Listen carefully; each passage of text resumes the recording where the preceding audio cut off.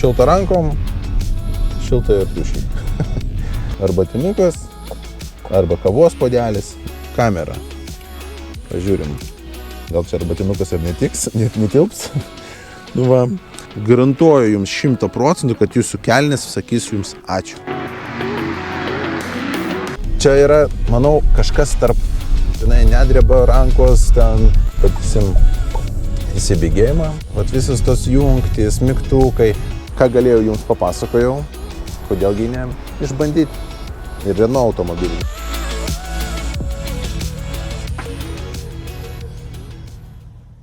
Sveiki, automoto fanai. Šiandien iš Sostene, Renault atstovybės, gavome naują automobilį. Tai yra antros kartos Renault Arkana, kuri atsinaujino.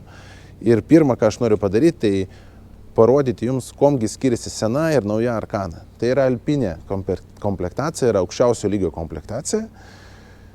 Jeigu mes žiūrim iš priekio, ką mes matome iškart, kas krenta į akis, tai yra atsinaujinęs Renault ženkliukas. Anksčiau jis buvo toks labiau klasikinis, jau gal ir neįdomus. Tai Renault girdi savo pirkėjus, savo klientus ir atsinaujino ženkliuką. Jis dabar atrodo moderniau, gražiau, toks šiuolaikiškas Renault ženkliukas. Prie ženkliuko iškart žiūrėkit grotelės. Grotelės anksčiau buvo horizontalios ir tokios klasikinės. Dabargi grotelės, ką mes čia matom? Mes matom, kad čia yra deimanto formos grotelės, jos priduoda daug daugiau prabangos automobiliui. Tai jeigu žiūrim vienai grotelės, va tai priekį, tas automobilis atrodo tarsi yra brangesnis už tą kainą, už kurią jis yra parduodamas. Šiaip šito automobilio kaina startuoja nuo 25 000 eurų. Ir bendrai, nors tas automobilis yra baltos spalvos, antros kartos Arkana yra trupučiuką patamsinta. Vat einam į galą, aš parodysiu, ką aš turiu omeny. Dar atkreipkite dėmesį į padangas, ratus. Irgi yra alpinė užrašas, naujas ženkliukas, atrodo prabangiai, įspūdingai ir irgi, kaip ir sakiau, patamsintas. Automobilių dizainas yra patamsintas. Ateinam čia. Automobilio galas. Irgi naujas ženkliukas, Arkana pavadinimas. Į ką galima atkreipti dėmesį lyginant su senu modeliu. Anksčiau žibintai, bet visi šitie žibintai buvo tokia standartinė raudona klasikinė spalva. Dabar šitas automobilis turi jau skaidrų stiklą gale, tai yra skaidrų žibintai ir atrodo daug brangiau, prabangiau. Į ką dar norėčiau atkreipti dėmesį? Duslintuvai, žiūrėkit. Jie jau neblizga, nėra chromuoti, yra visiškai juodi. Tai priduoda automobiliui tokio sportiškumo. E-Tech ženkliukas, irgi juodas, mėlynos raidės. Gale yra kamera. Teks ją ir pavalyti karts nuo karto, nes nėra automatiškai valoma, bet nemanau, kad čia yra problema. Na ką, aš manau, reikia eiti į saloną ir pažiūrėti, kasgi yra viduj, komgi skiriasi pirmos kartos ir antros kartos Arkanos. Pradėsime nuo durelių apdailos. Ką mes matom čia? Minkštas plastikas. Čia yra kaip Alcantara, aš manau. Ir žiūrėkit, koks yra grožis padarytas ir koks yra stilius. Čia yra prancūziška vėliava. Siūlos baltos, mėlynos ir raudonos spalvos. Manau, čia yra medžio imitacija, bet padaryta labai kokybiškai. Aš net dvejojau, nežinau, ar čia yra plastikas ar medis. Šiaip kokybė, durų kokybė yra gan aukšto lygio. Visi mygtukai, kaip veikia. Salonas. Komgi skiriasi tas salonas nuo praeitos kartos? Mes čia matome elektrinę sėdynę, pilnai elektriškai valdoma. Čia yra Alcantara, čia yra oda. Anksčiau buvo atvirkščiai. Čia buvo oda visur, o čia buvo Alcantara. Aš manau, naujas dizainas yra gražesnis ir aš manau patogesnis, nes kai tu sėdi ant Alcantaros, o iš šonų tave palaiko oda, odinės medžiagos. Pats vairas, atkreipiam dėmesį apie vairą ir bendrai apie saloną. Salonas dabar jis netoks rėkiantis, nes anksčiau, kai buvom SR Line'as, čia buvo visur ženkliukai, SR Line'ai, raudonos siūlos, o čia dabar irgi prancūziška vėliava balta, mėlyna, raudona, naujas ženkliukas, odinis vairas. Grįžtant prie vairo, tai vat pažiūrėkit, čia yra, anglai sako, Renault Heritage. Tai yra vat būtent tas ženklas, prancūziška vėliava visur. Ir atkreipiam dėmesį, net ir čia yra prancūziška vėliava. Šiaip daug Renault skiria dėmesio į savo kaip ir stilių, vat, kad čia yra prancūziška mašina. Pats vairas, jis yra odinis, gan patogus, bet nerėkiantis. Kaip ir sakiau, jeigu mes paimam senesnę RS komplektaciją, čia dabar atitinka kaip alpinė komplektacija, ji būtų labiau tokia paraudoninta, būtų raudonos siūlos visur. Konsolė. Grįžtam prie konsolės. Aš manau, kas patiks žmonėms. Šiaip bendrai yra dviejų tipų vairuotojai. Vienas vairuotojas, kuris vieną kartą gyvenime nustato, kokia temperatūra jam patinka ir visada ta temperatūra veikia. Pavyzdžiui, auto nustatai 21,5 ir jinai pastoviai veikia, ne? Bet yra vairuotojai, kurie mėgsta kas kartą, žiemą, vasarą, junginėti, tai šalčiau, tai šilčiau. Tai va čia Renault didelis pliusas, kad jie padarė viską mechaniškai. Nereikia eiti kažkur į multimediją, čia maigyti, ieškoti, kurgi tas šildymas ir tas kontrolė, klimatas, o viskas yra po ranka. Nori daugiau, mažiau, padidinti, pamažinti temperatūrą. Grįžtam prie multimedijos. Arba bendrai pakalbam dar apie dizainą. Manau, dizainas čia šitai mašinai priduoda tos dušios, sielos ir šiaip padirbėta labai gerai. Medžiagos. Čia yra minkštos, irgi medžio kaip ir apdaila. Čia yra lediniai apšvietimai. Daiktadėžės. Bardačiokas. Čia yra jisai gan didelis, galima ir tašį kokią sutalpinti. Šiaip jis didesnis nei standartinis. Aišku, čia yra plastikas, blizgantis plastikas, pavarų svirtis. Kas man ne visai patinka, nėra didelis porankis. Jeigu mes pažiūrim, kiek čia vietos, jo nėra labai daug. Bet aišku, dokumentus kokius galėsite įdėti. Bet lūpdažį jo galėsim gal kokį lūpdažį įdėti, priklausomai kam ko reikia. Va, o šiaip porankis, jis bevažiuojant yra gerai, viskas kaip ir nėra, jis toks mažas, bet vat, jeigu mes pažiūrim, kiek čia yra vietos, tai galėtų būti biški daugiau. Ką mes turim čia? Nežinau, čia turbūt ne 12 voltų, o gal ir 12 voltų neparašyta. USB jungtis, AUX-in jungtis, šildomas vairas, šildomas sėdynės, kamera. Pažiūrim. Kameros kokybė. Na, kaip sakoma, neviniosiu vatos. Šiaip kamerų kokybė yra vidutiniška, nepasakyčiau, kad čia pati gražiausia kamera turbūt rinkoje, bet ar viskas matosi gale? Taip, ar matai, kur važiuoji? Matai, galima iš šono, yra visur parktronikai, į priekį ir gale. Šiaip pakanka tos kokybės. Bendrai konsolė, jeigu mes pažiūrime konsolę, tai jinai atrodo gerai, va ta multimedija. Nes jinai didelė, jinai atrodo prabangiai. Ar jinai greitai veikia? Pakankamai greitai. Va. Mes galim ir jungti, ir išjungti, programos. Gan greit. Šiaip man konsolė patinka. Kokybiška, atrodo gražiai, dera prie to dizaino. Tai Renault čia padirbėjo, kaip ir sakiau, su dizainu Renault šitoj mašinai padirbėjo tikrai gerai.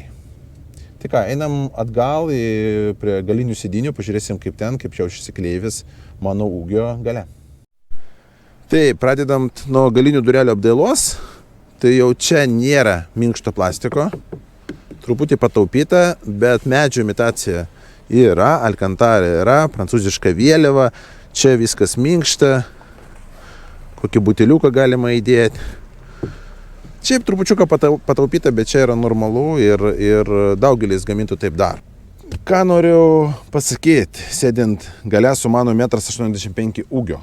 Čia yra kupė stiliaus crossoveris, SUV-as, bet aš galiu normaliai sėdėti gale. Šiaip turėjau abejonių, galvojau, kad gal ir netilpsiu, nes yra daugelis gamintojų, nenoriu minėti vardų, bet tikrai daugelis gamintojų, kur man su 1,85 m labai sunku normaliai atsisėsti gale. O čia, vat matot, Aišku, aš nepasakyčiau, kad aš turiu ten labai daug vietos, ane, bet aš galiu normaliai sėdėti.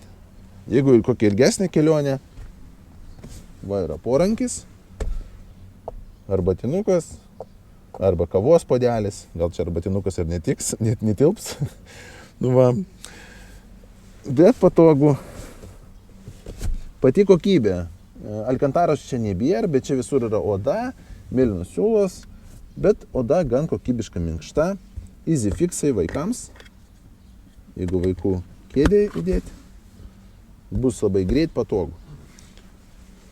Visur yra minkšta, USB, čia yra 2 USB jungtys, kaip ir klimatas, ir čia turbūt 12 voltų, bet neparašyta, tikėtina, kad 12 voltų. Laikraštukams, knygelėms, juodos lubos. Na ką, važiuoti į tolimą kelionę galima, sėdėti su mano ūgiu gale galima, bet manau, šitą mašiną pirks žmonės, kurie turi vaikų, tai vaikams tikrai čia bus patogu. Nes sėdinės gan plačios, minkštos, jaučiu ir valomas gerai, šiaip patogu gale sėdėti. Man tas minkštumas, sėdinės yra aukščiau už vidutinį minkštumą. Tai kai tu sėdi, jautiesi gan patogiai. Čia pliuks. Į ką dar norėjau atkreipti jūsų dėmesį, ką padarė labai gerai Renault. Va žiūrėkit, pavyzdžiui, jūs žiemą važiuojat kažkur į kelionę, nežinau, po miestą, balos, sninga. Mes čia turim plastiką, tai garantuoju jums 100%, kad jūsų kelnės sakys jums ačiū, nes purvo čia nebus. Matot? Plastikas užeina į apačią. Pagalvoju Renault apie savo klientus ir keleivius. Einam dabar pažiūrim bagažinę. Bagažinė. Čia yra hybridinis E-Tech modelis, tai bagažinė yra mažesnė. Šiaip jeigu imti tik tai benziną, bagažinė bus didesnė. Čia yra 480 litrų bagažinė. Ar jinai labai didelė? Šiaip, jeigu mes žiūrim į gylį, tai gan didelė, nėra labai maža. Va, čia galima dar papildomai kažko įdėti. Bet čia nėra pati didžiausia bagažinė klasė. Šiaip pagal tą automobilio dydį, jinai nėra bloga. Aš manau, vat, ką galiu pasakyti apie šitą automobilį, jeigu taip bendrai.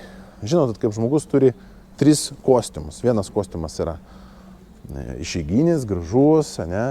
Kitas kostiumas yra tik sportui, yra kasdienis kostiumas, kur jis yra patogus, fainas, tu kasdien jį naudoji, visur su juo lakstai. Vat šita mašina yra kasdienis kostiumas, bet jis dar pagražintas, nes, kaip ir sakiau, Renault čia labai gerai padirbėjo su dizainu. Jis yra taupus, nes hybridas, gražus, atnaujintas, šviežias. Ko daugiau norėt? Tai einam su juo pavažiuosim, pažiūrėsim, kaip jis jaučiasi kely.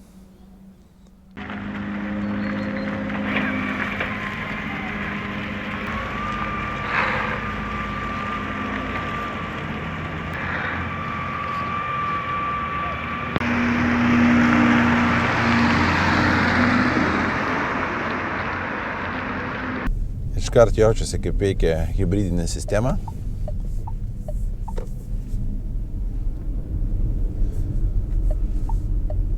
Galim važiuoti vien ant elektros, jinai automatiškai persijungia ant elektros, kaip standartinis šiaip hibridas. Pati grafika, kaip aš matau, su mano 1,85 m ūgiu, tai gan patogiai. Aš šiaip skaičiai, šriftas, viskas ryšku, gražu. Tai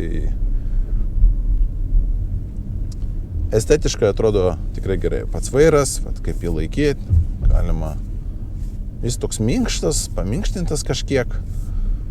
Šiaip malonus. Tai pažiūrim, kaipgi su posūkiais. Na, vat jaučiasi, kad tai yra crossoveris, aišku. Čia nėra sedanas, nes jis atrodo kaip sedan kupė, ne? Bet čia yra tikrai crossoveris kupė. Renault gan drąsiai pasielgė, kad išleido šitą mašiną, nes tokio tipo automobiliai nėra labai populiarūs pas mus Lietuvoje. Vat yra crossoveriai kupė, bet jų nėra labai daug. Renault čia yra, manau, kažkas tarp Capturo ir Kadjaro. Vat toks argumentas tarp jų. Jis yra didesnis už Capturą, bet turbūt už Kadjar bus kažkiek gal ir mažesnis viduj. Sunku pasakyti, dabar kaip viskas susimaišo, tos visas klasės, tai jis toks kaip hybridas. Bet, kaip ir sakiau, Renault pasielgė gan drąsiai, kad išleido tokį modelį į rinką. Pats vairavimas, koks įspūdis, vat, kaip veikia pakaba. Mes, aišku, nuvažiuosime geriausią Vilniaus gatvę, kad išbandyti tą pakabą, ne? Kaip mes jaučiamės, kai važiuojam per duobėtą kelią, bet bendrai kaip valdymas. Šiaip iš išorės tas automobilis atrodo labai prabangiai. Vat, pati išvaizda, dizainas, vidus, ta visa panelė atrodo gan prabangiai. Važiavimas, jis čia tvirtas viduriukas, nežinau kaip čia pasakyti, ten 8-tukas ar 7-tukas iš 10-balės sistemos.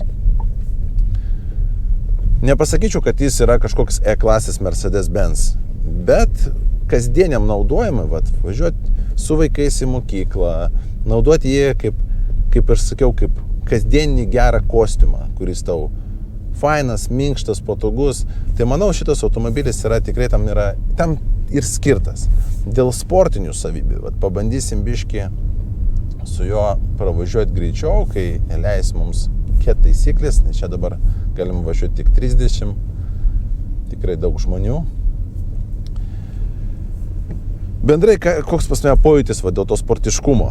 Iš išvaizdos jis yra sportiškas automobilis. Jeigu mes žiūrim, kaip jis važiuoja, kaip ta hibridinė sistema, aš jaučiu, kad jis yra labiau skirtas ekonomijai, tokiam eko važiavimui ir labiau akcentuotas į tai. Jis nėra labai sportinis. Vat jeigu aš net paspaudžiu akceleratorius, jis nėra labai lėtas. Vat čia iškart, kai kurie, manau, pagalvos, kad jis yra labai lėtas automobilis, kad su juo nemalonu važiuoti. Pasakysiu taip, vat kiek aš esu išbandęs automobilių.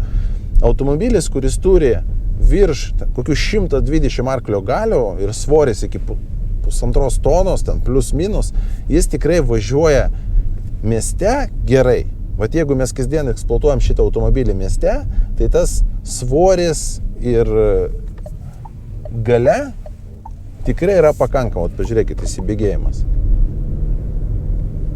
Tikrai nėra labai sportinis, bet jis pakankamas. Vat mieste būtent tas pats. Tu važiuoji daugiau, ar norisi daugiau, nepasakyčiau. Vat jeigu važinės moteris arba vyras su vaikais, ar tu lakstysi, kai sėdės pas tave ten 2 vaikai galia, tikrai ne.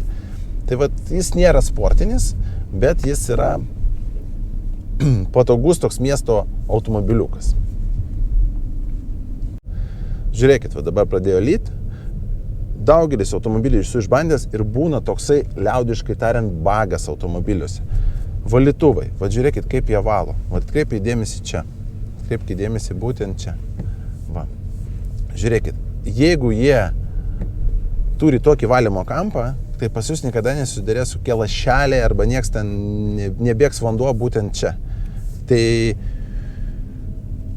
gerai ergonomiškai padaryti valytuvą. Ar jie valo gerai, tikrai. Ir pabandysim biškį apie purkšt vandeniu. Tai va, tai čia yra didelis pliusas dėl to valymo kampo. Tikrai, kai pradėsite eksploatuoti šitą mašiną, suprasti, apie ką aš kalbu. Dabar dėl blogų kelių. Na va, gražiausia mūsų gatvė. Paklausysim, kaip veikia pakaba. Ar jinai minkšta? Na, važiuojant per šitą kelią, kaip ir sakiau, jinai vidutinės klasės pakaba. Va, tu važiuoji, tau neiškrato visą kūną, ten, žinai, nedreba rankos, ten dantis, viskas tvarkoj, bet jinai nėra pati geriausia rinkoje. Bet važiuoja pakankamai gerai. Va toks geras, tvirtas viduriukas.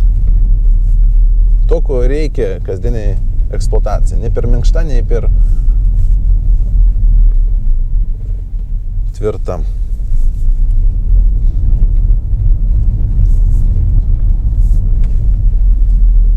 Nu va, čia bus lygesnis kelias, tai iškart pajausime, kad jinai važiuoja jau minkščiau. Jo, matot, jau to drebėjimo jokio ir nebėra.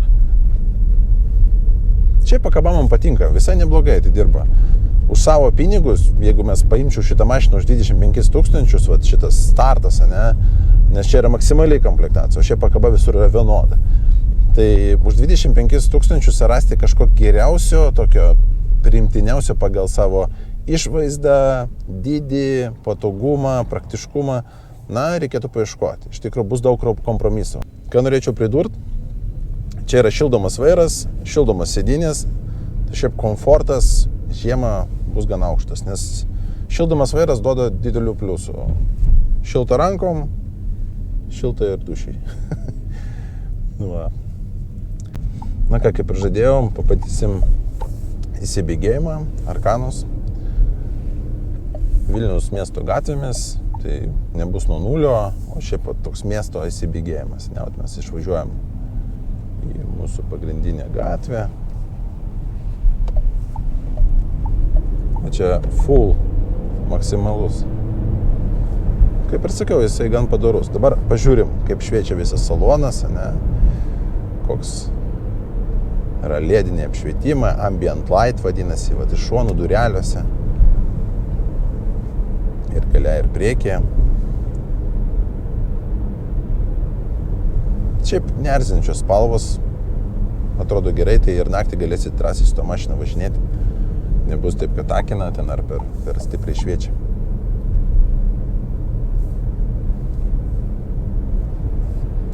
Dėl sąnaudų, vat ką norėjau pasakyti, kiek pas mane dabar rodo. Taip, pažiūrim. Dėl sąnaudų. Tai mes dabar vidurkis yra 6,5 litro. Pravažiavom mes apie 15, galbūt 16, 15,5 kilometrų. Vidutinis greitis buvo tikrai nedidelis 18.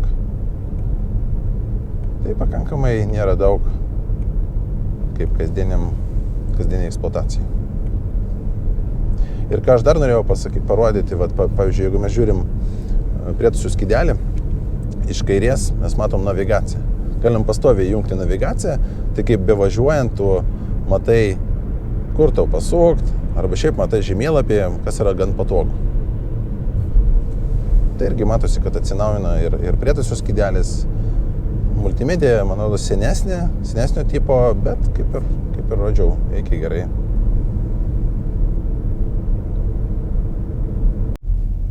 Kai aš dar pastebėjau bevairuojant Arkaną, kad šiaip šita mašina kurta aplink vairuoti. Nes prietaisų skydelis, vairas, vat visos tos jungtys, mygtukai, labai lengva pasiekti. Nereikia niekur, žinai, ten kišti rankos kažkur ten, žinot, pavyzdžiui, reikia įjungti šildymą, įjungi, ne, reikia klimato kontrolę pareguliavai. Vat viskas toks jausmas, kad jinai kurta aplink vairuoti. Tai šiaip geras jausmas. Na ką, pabandysim startuoti į kalniuką greitį.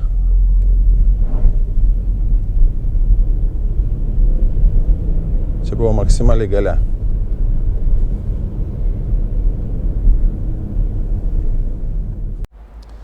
Na ką, draugai, automotofanai, štai pasibaigė mūsų bandomasis važiavimas su Renault Arkana. Noriu padėkoti Sostena, tai yra Renault ir Dacia atstovybė Lietuvoje. Ateityje mus laukia ir kiti bandomieji važiavimai su naujovėm, su Dacia, su Renault automobiliais. Apie šitą mašiną, ką galėjau jums papasakojau, tai prašom atvažiuokit, bandykit, rinkitės. Pirkite, nes kaina tikrai yra patraukli, nuo 25 000 startuoja, tai kodėlgi ne išbandyti ir Renault automobilį, nes tikrai su kiekvienu modeliu jie vis gerėja ir gerėja. Laikinkit, sharingkit ir dalinkitės. Iki kitų greitų bandomųjų važiavimų.